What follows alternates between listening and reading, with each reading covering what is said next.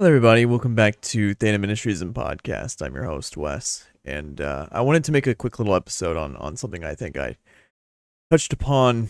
I've touched upon this subject quite a bit. Um, it's been the main front of my entire channel. Uh, it's been the core of what I do. It's been the foundation of what I do. It's been my main key focus point whenever discussing arguments for and against different positions. Um, And I guess the thesis of this video would have to be called um, why we should be really uh, learning about debates. Um, in an age today, I've learned after coming out of atheism, um, people are liking debates less and less. Unless you're really passionate about debates, then you might enjoy watching them. But generally, in the public view, debating is just sort of like a big no-no. Having an idea and trying to articulate it to other people who disagree with you is sort of like an anathema from especially the politics of today. Uh, because if you hold a certain position, a lot of the times, and this is really unhealthy, even from people on other sides that even I would agree with, that you demonize the other side, and because you think they're wrong, you dismiss all their arguments for it.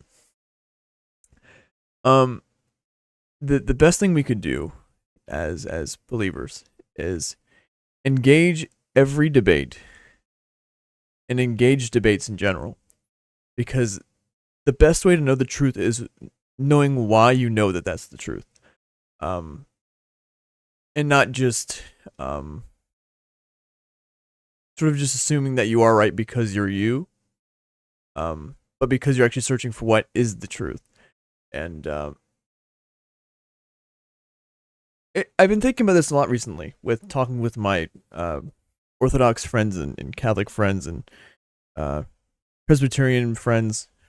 Uh, being being an independent Baptist, it's sort of you have to really be on your A game all the time, because people would be, uh, especially to someone who holds to free grace theology. Um, so quickly you have people shouting anathema. Why is my camera on the screen over there? I don't know why it's doing that.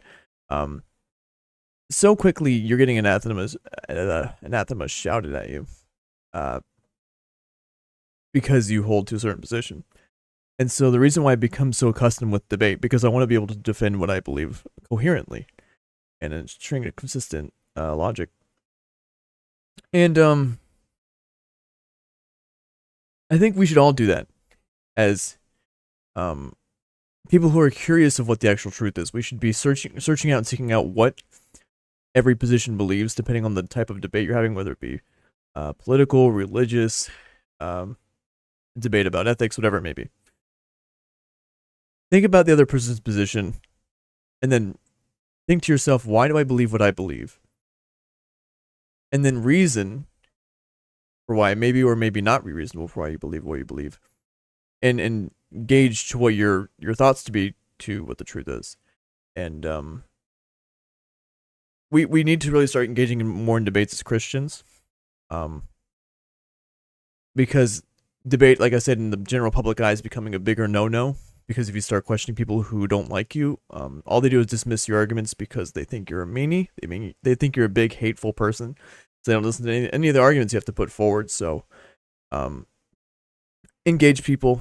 Right now is the time in history to step up and do this, because the people who are unbelievers, the people who are not part of the Christian faith, think they're true because they want to be true, and they want to be true because they want to be the final arbiter of what's truth. And um, from a Christian perspective, we don't arbitrate truth; God arbitrates it.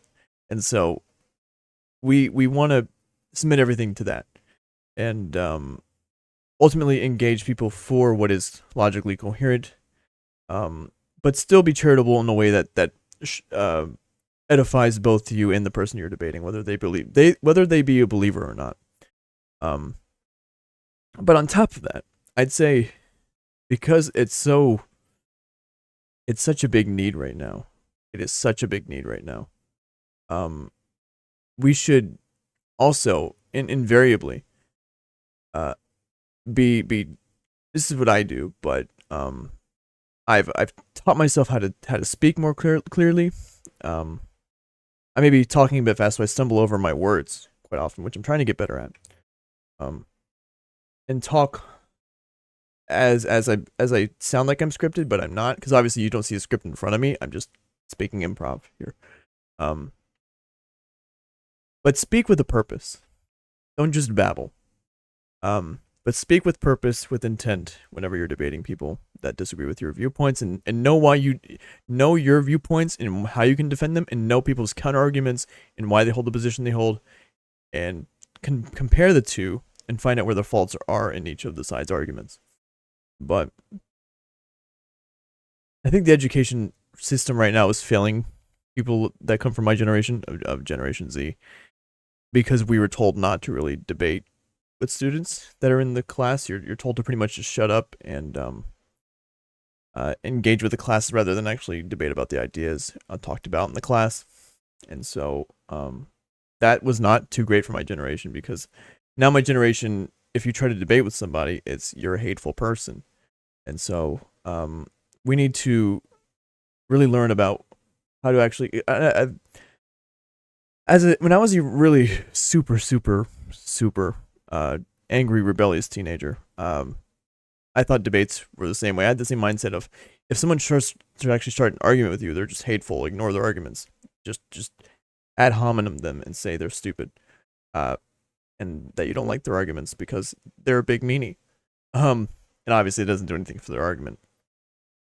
But what we should have really, what I wish I would have done in high school earlier, before I graduated, would have definitely have been taking a speech class and a debate class, because that would have been so beneficial to my thought processes of why I even hold to a position that I do. And it should be the same with every single person that's watching this, whether you're coming to my channel as an atheist, Hindu, Buddhist, Muslim, Catholic, Orthodox, Protestant, non-denom, whatever religion you may be.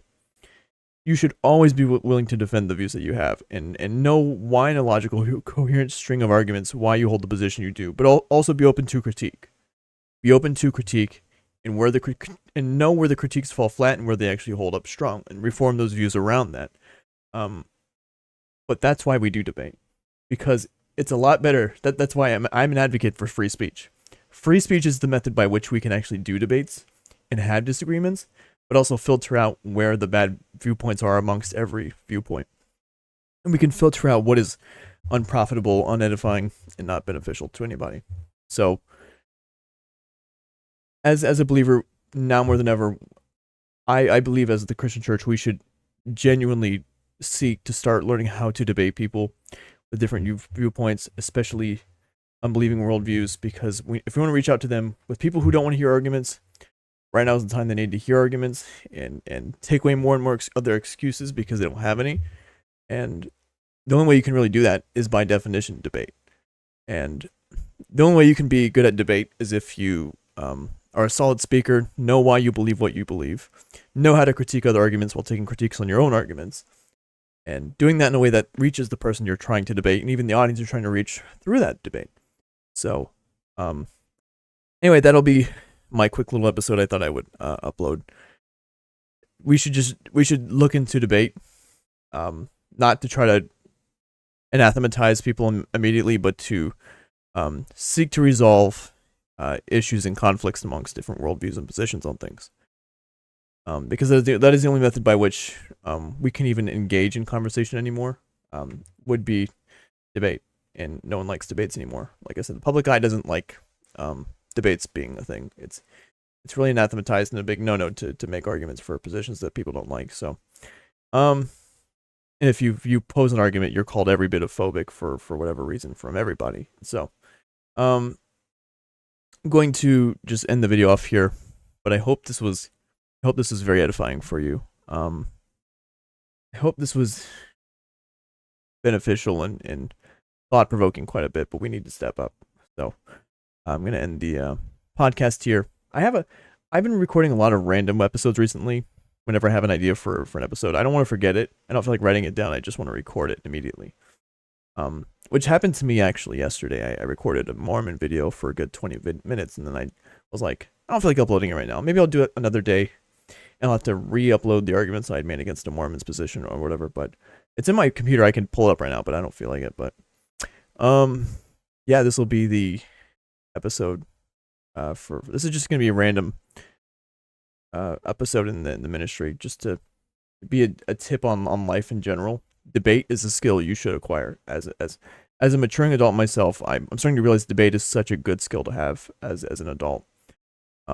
It's a way to reform yourself so much, because you can start to see where maybe flaws you have in life or where you could do better. And debating with yourself is such a healthy idea. Now, obviously, don't overdo it where you're thinking every tiny little detail is should be debated over, but most of life you have to make decisions on, and that includes debate. So, anyway, we're gonna end the podcast there officially. I love all of you, and you know what I always say: Godspeed.